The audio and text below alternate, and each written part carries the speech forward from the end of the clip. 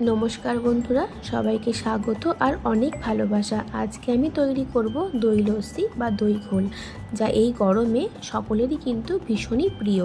নিয়ে নিয়েছি 3 চামচ টক দই। যেহেতু আমি 1 গ্লাস বানাবো সেই জন্য এখানে আমার পরিমাণটাও কম। 3 চামচ টক দইয়ের জন্য দিয়ে দিচ্ছি 4 চামচ চিনি। তোমরা তোমাদের স্বাদ অনুযায়ী চিনিটা ব্যবহার করো।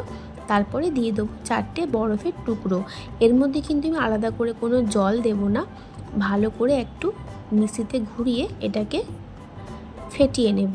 তারপরে গ্লাসের মধ্যে 2টো বরফের টুকরো দিয়ে এই ফেটিয়ে রাখা টক দইটা দিয়ে দিচ্ছি। এবারে দেব সামান্য একটু নুন, তারপরে দেব ভাজা মশলা। নিয়েছিলাম ধনে, জিরে, মৌরি শুকনো খোলায় ভেজে গুঁড়ো করে নিয়েছি। তারপরে দিয়ে ভালো করে মিশিয়ে দিলাম।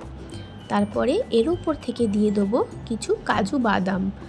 এখানে চাইলে তোমরা কাজু বাদামের সাথে কিশমিশ, পেস্তা, আমন্ড ব্যবহার করতে পারো। আমি শুধু কাজু বাদামটাই ব্যবহার করেছি। ভালো করে মিশিয়ে দিলাম।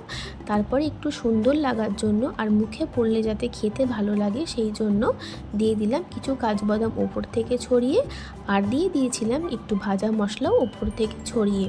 তো আমার এই গরমে ঠান্ডা ঠান্ডা দই লস্যি বা দই ঘোল যাই তোমরা বলবে সেটা কিন্তু আমি রেডি করে ফেলেছি। আর আমার এই দই লস্যি রেসিপি তোমাদের ভালো লাগলে তোমরা অবশ্যই বাড়িতে বানিয়ে দেখো এইভাবে। আর ভালো লাগলে আমাকে কমেন্ট করে জানিও।